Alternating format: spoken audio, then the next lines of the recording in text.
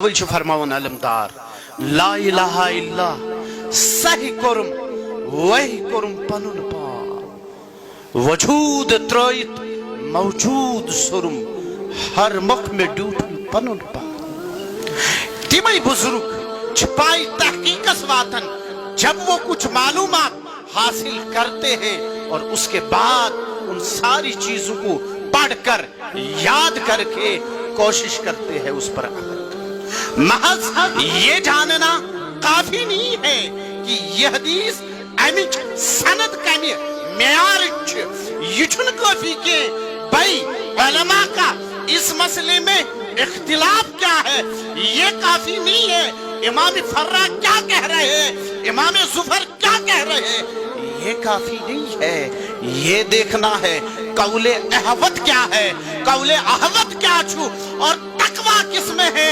एहतियात किसमें है, उस चीज को लेकर फिर उस पर अमल करना ये सबसे बड़ा आलिम होना और इल्म की दलील है। और यही छदपन न मुहक्किक बूद न दानिशमंद कि चार पाए परवे किताब चंद।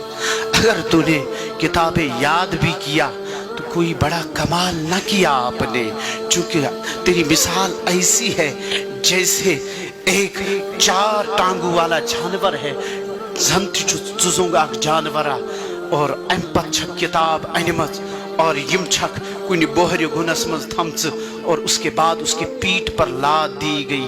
अब वो चल रहा है जैसे तू उसी के मानद है।